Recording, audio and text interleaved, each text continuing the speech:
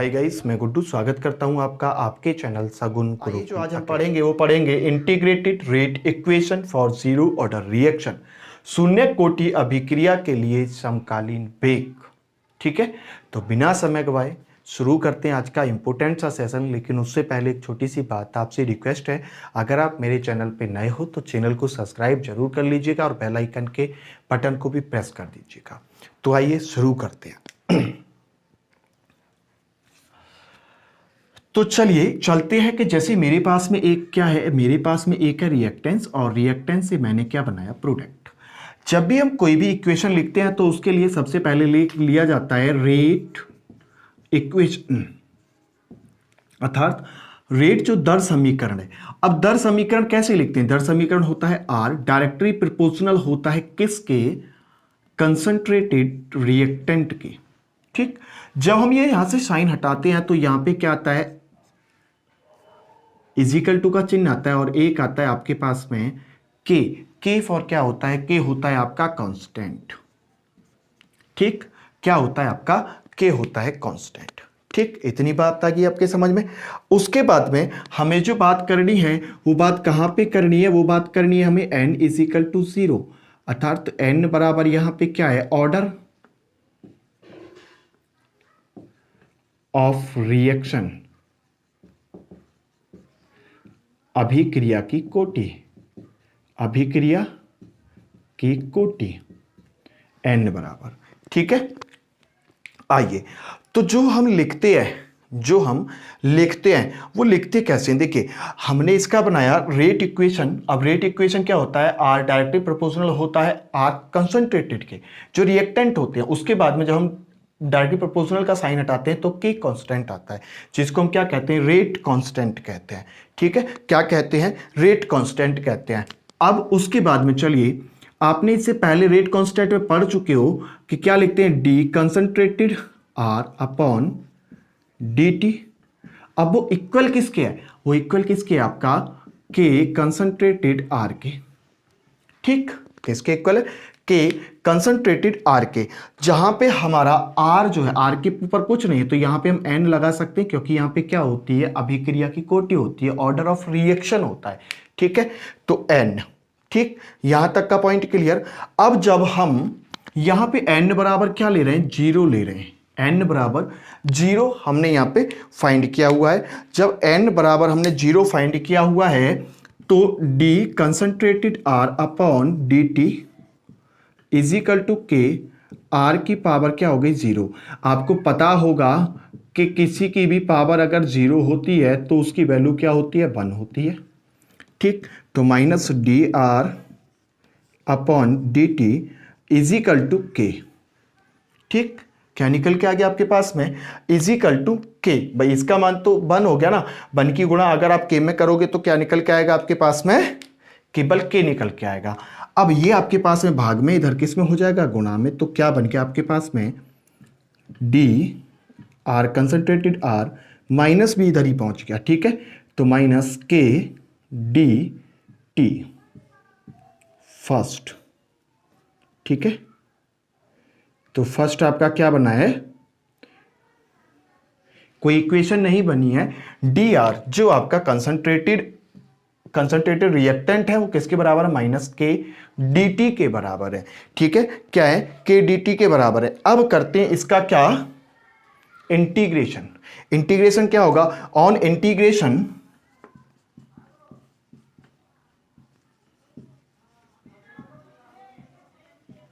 Both side,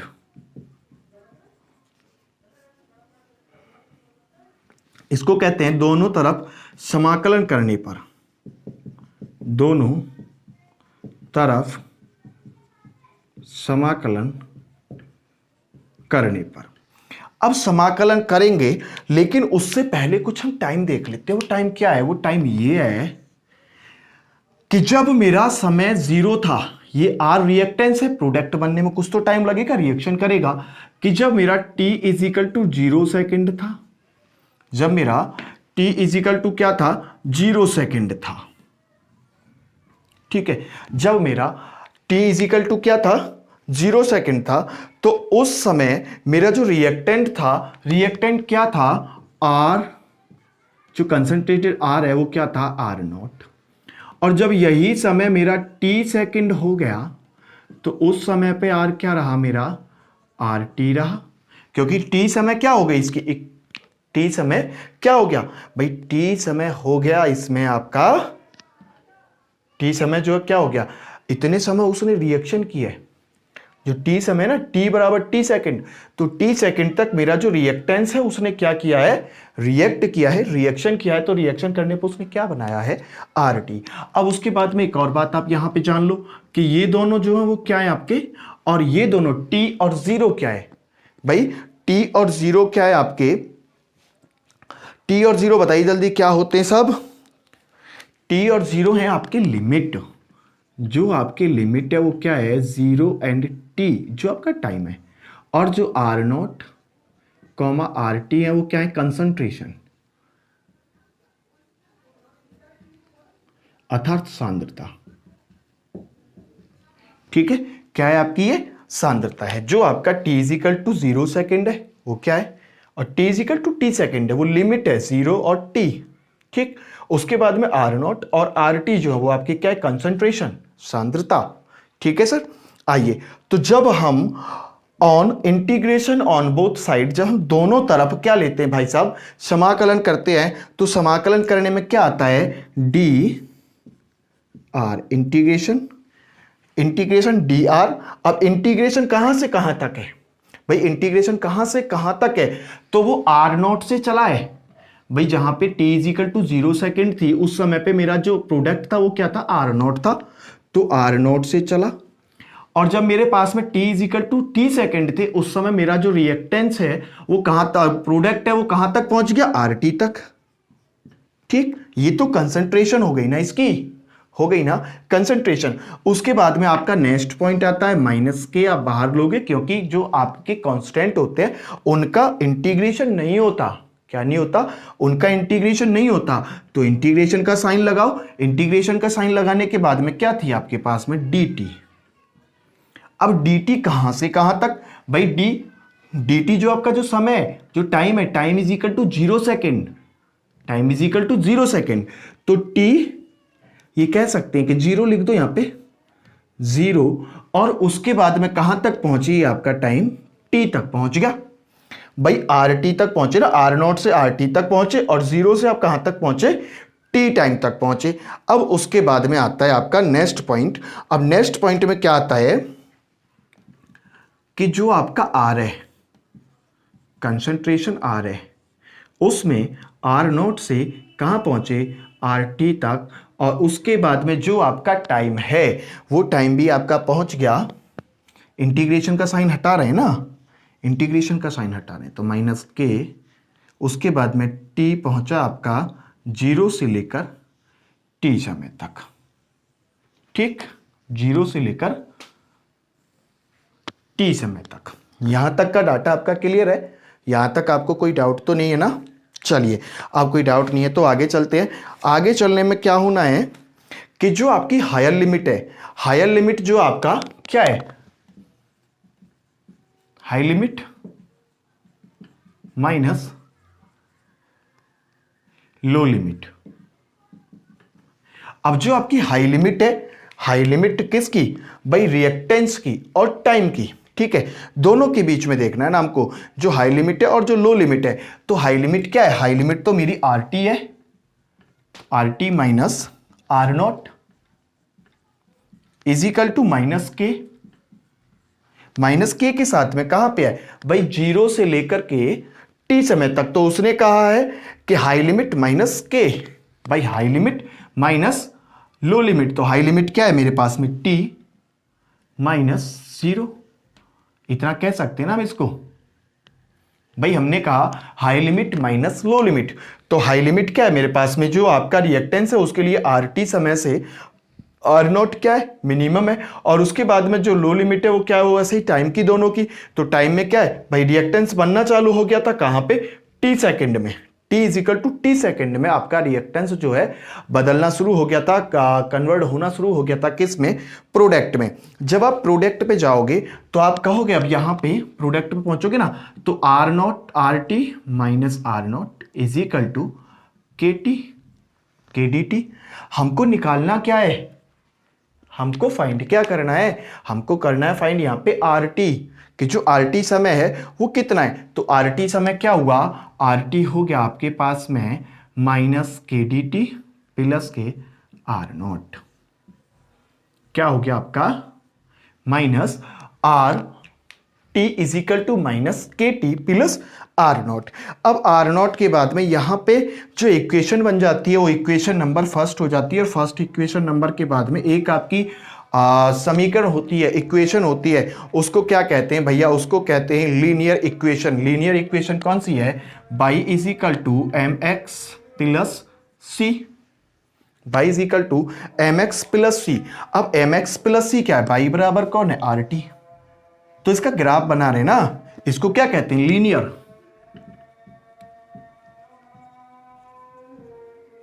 linear equation अर्थात रेखीय समीकरण, इसका नाम क्या है, रेखीय समीकरण। अब रेखीय समीकरण में भी एक केस है भाई।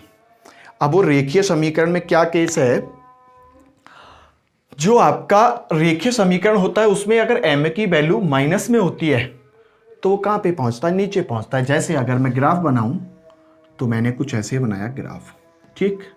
यहां पे कौन होता है, यहां पे होते हैं सी साप, और सी साप पे कौन है, आर नॉट। तो ये तो हो गए आपके आर नॉट। बाई बराबर क्या है, आर टी है, तो बाई बराबर आर टी हो गया। यहां पे क्या हो गया, बाई बराबर आर टी, बाई बराबर ये बाई है, ये एक्स है। यहां पे कौन होता है, यहां पे होते हैं सी जनाब, ठीक। तो सी के जगह पे कौन आएगा, सी के जगह पे आपके आने आर नॉट, ठीक है, सी के जगह पे आर नॉट। एम अभी बताएंगे, एक्स कहां है आपका, टी, तो एक्स बराबर क्या है आपका, टी टाइम है, ठीक। अब इसमें क्या केस है, इसमें केस एक है कि अगर आपका m की वैल्यू माइनस में आती है, नेगेटिव आती है, तो आपका ग्राफ कैसे जाता है, नीचे की ओर जाता है। और जैसे ही आपकी m की वैल्यू पॉजिटिव आती है तो ग्राफ कहां जाता है, ऊपर की ओर जाता है। अभी वैल्यू कैसी है, m की माइनस है, तो आपका ग्राफ कैसे होगा, नीचे की ओर होगा। कैसा होगा, नीचे की ओर होगा। तो ये क्या है आपका integrated rate equation for zero order reaction. एक क्विक रिवीजन करते हैं, उसके बाद में चलते हैं आगे कुछ, ठीक है। तो देखिए, सबसे पहले मेरे पास में एक रिएक्टेंस है, रिएक्टेंस को प्रोडक्ट बनाना है, ठीक है। अब जब भी हम रिएक्टेंस का प्रोडक्ट बनाते हैं तो सबसे पहले उसका लिखते हैं रेट इक्वेशन। जब रेट इक्वेशन लिखते हैं तो रेट इक्वेशन में क्या होता है, आर डायरेक्टली प्रोपोर्शनल होता है कंसंट्रेटेड रिएक्टेंस के। जो कंसंट्रेटेड रिएक्टेंस हैं, अगर वहां से हम डायरेक्टली प्रोपोर्शनल का साइन हटाते हैं तो वहां पे आता है निकल के के, और के क्या होता है, के होता है रेट कांस्टेंट। इसको कहते हैं दर नियतांक, ठीक है। क्या कहते हैं इसको, दर नियतांक। तो यहां से R इजिकल टू क्या हो गया, के कंसंट्रेटेड R। अब इसका हमने इक्वेशन पढ़ चुके हैं, पहले R पढ़ चुके हैं इनकी दर कैसे लिखा जाता है। तो लिखा जाता है minus D concentrated reactant upon R T is equal to K R N. K R N क्या है, बराबर है इसके, क्योंकि लिखा जाता है रेट ऐसे लिखा जाता है, ठीक है। इसके ऊपर एन कहां से आया, एन होती है आपकी ऑर्डर ऑफ रिएक्शन, तो मैंने लगाया एन, ठीक है। Minus D concentrated reactant upon R T is equal to R naught, क्योंकि हम किसके ऊपर बात कर रहे हैं, यहां पे जीरो क्यों लगाया भाई, बोला ना यहाँ पे n is equal to zero. N बराबर क्या है, ऑर्डर ऑफ रिएक्शन, अभिक्रिया की कोटि, अर्थात हम किस पे बात कर रहे हैं, शून्य कोटि की अभिक्रिया पे, तो शून्य कोटि की अभिक्रिया लगाइए। और जहां पे भी, ठीक है, यहां तक हो गया कि जीरो क्यों लगाया, ठीक है। तो जीरो लगाने के बाद जिसकी भी वैल्यू जीरो होती है उसका मान क्या होता है, 1 होता है। अगर 1 की गुणा अगर मैं के में करूंगा तो 1 की प्राप्त होगी, minus D concentrated reactant upon R T is equal to K. और के को अगर मैं यहां से इसके साथ में गुणा करूं, इधर के साथ में भाग में, इधर के साथ में किस में आ जाएगा, गुणा में आ जाएगा, तो D concentrated reactant is equal to minus K D T, ठीक। तो पहला पॉइंट हो गया आपका क्लियर। अब होता है on integration on both side, भाई दोनों तरफ समाकलन करने पर दोनों तरफ समाकलन कर रहे हैं तो जो हमारी रिएक्शन हो रही है आर से लेकर के रिएक्टेंट से लेकर के प्रोडक्ट तक, वो कैसे हो रही है कि जब मेरे पास में t इजिकल टू 0 सेकेंड था, t इजिकल टू 0 सेकेंड, मान लीजिए जैसे हम ये भी मान सकते हैं ना कि जब t इजिकल टू 0 सेकेंड है उस समय पे जो मेरा प्रोडक्ट है वो क्या है, मेरा प्रोडक्ट है a छोड़िए x मानते हैं, चलिए a ही मान लीजिए a, और मेरा प्रोडक्ट क्या है वो है 0। और जब मेरा t is equal to t second हुआ तो मान लीजिए मेरा प्रोडक्ट बन गया x। अब जब वो x बन गया तो a में से माइनस क्या हो गया, x। ऐसे भी तो कर सकते हैं हम इसको भाई, वही मैंने यहां पे किया है और मैंने इससे ज्यादा कुछ नहीं किया कि जो t इजिकल टू 0 सेकेंड थी वहां पे जो मेरा रिएक्टेंट था, रिएक्टेंट प्रोडक्ट बना रहा था क्या, आर नॉट कंसंट्रेटेड, कुछ भी बना रहा था, 0 बना रहा था। उसके बाद में t is equal to t second, जैसे ही अभिक्रिया को, जैसे ही रिएक्शन को होते हुए t टाइम हुआ तो उसने जो अपना प्रोडक्ट बनाया, कंसंट्रेटेड बनाया, वो क्या बनाया, RT बनाया। ठीक, उसके बाद में आती है जो आपका 0 और t है, जो सेकेंड है, जो टाइम है, वो क्या है आपका लिमिट है। ठीक है, और उसके बाद में R नॉट और RT क्या है, आपकी कंसंट्रेशन है, सांद्रता है। मतलब आपका जो सॉल्यूशन बन रहा है, जो भी आपकी रिएक्शन हो रही है, उसमें कंसंट्रेशन कैसी है, सांद्रता कैसी है। ठीक, अब जब मैंने दोनों तरफ यहां पे इंटीग्रेशन किया तो क्या हुआ, इंटीग्रेशन का साइन लिया dr अपन हीरा। ठीक है, dr, ये वाली जो थी dr में R नॉट से मेरी रिएक्शन होना शुरू हुई है और R नॉट से कहां तक चलिए, RT तक चलिए। आर नॉट कंसंट्रेशन से लेकर के आर टी तक चलिए, तो आर नॉट से लेकर के आर टी तक चलिए, इजिकल टू माइनस के मैंने बाहर इसलिए लिया है क्योंकि जो भी आपके कांस्टेंट होते हैं, कांस्टेंट का इंटीग्रेशन नहीं होता। तो ये 0 सेकंड से चली थी भाई, आर नॉट रिएक्शन कहाँ पे थी, 0 सेकंड पे थी, और आर टी रिएक्शन कहाँ पे थी, टी सेकंड पे थी, तो टी सेकंड हो गया। इंटीग्रेशन हटाने के बाद में क्या हुआ, कंसंट्रेटेड आर नॉट से लेकर के आर टी समय तक, टाइम तक, is equal to minus K T, 0 second से t समय तक। ठीक, उसके बाद में आता है higher limit minus lower limit. तो हायर लिमिट कौन है, हायर लिमिट मेरे पास में RT है, लोअर लिमिट क्या है, R नॉट है। तो RT minus R naught is equal to minus K तो ऐसे ही रहना है। उसके बाद में हायर लिमिट क्या है मेरे पास में, t टाइम है, उसके बाद में 0 सेकंड है। ठीक है, तो t माइनस 0, अब इसमें से जाएगा तो t बचेगा ना, तो इसकी गुणा होगी तो माइनस के dt हो गया, KT हो गया। तो RT minus R naught is equal to minus KT। ठीक, उसके बाद में अब मुझे निकालना है यहां से RT निकालनी है। ठीक है, जो टाइम लगा है RT निकालनी, तो RT is equal to minus KT plus R not.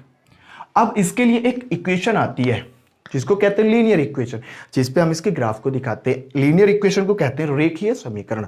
जो रेखीय समीकरण होता है y is equal to mx plus c, तो y एक्सिस ऊपर, x एक्सिस नीचे, तो y पे कौन है, y पे हो जाता है आपका RT, और जो आपका x है, x पे कौन हो जाते हैं साहब, हमारे t हो जाते हैं। ठीक है, x पे दूसरा वाला दे रखा है ना, ये रहा। ठीक है, x पे हो गया हमारे t, जो हमारा टाइम है, मतलब यहाँ पे टाइम हो गया और यहाँ पे भी आपका क्या हो गया, कंसंट्रेशन हो गई। ठीक है, उसके बाद में c पे कौन आता है, जहां से आपकी अभिक्रिया, जो आपकी रिएक्शन है होना शुरू हो रही है, तो रिएक्शन शुरू होना होती है यहाँ से बीच में से जो लीनियर होता है। ठीक, अब उसमें वैल्यू आती है आपकी m की। m क्या है, m भाई साहब है आपका प्रवणता कहते हैं इसको, m को क्या कहते हैं, प्रवणता कहते हैं। तो जो m है, m का मान अगर आपका नेगेटिव में होगा तो ग्राफ कैसे जाएगा, नीचे की ओर जाएगा। अगर वहीं पे आपका m की वैल्यू अगर पॉजिटिव होती है, प्लस होती है, जो यहाँ पे माइनस है ना, अगर यहाँ पे प्लस होती तो ग्राफ कैसे जाता, ऊपर की ओर जाता। तो ये किया था हमने आज किसको, integrated rate equation of zero order reaction को। आई होप ये वीडियो आपको पसंद आई होगी और समझ में भी आई होगी। वीडियो कैसी लगी कमेंट बॉक्स में जरूर बताइएगा। अगर आपको नोट्स लेने हैं, इसके नोट्स अगर चाहिए PDF में, तो आप कॉल एंड मैसेज कर सकते हो ऑन WhatsApp 8958689205। यहाँ पे आप कॉल या मैसेज कर सकते हो और आप अपना PDF ले सकते हो। जो हम कराते हैं वो हम हिंदी और इंग्लिश दोनों में कराते हैं, हिंदी एंड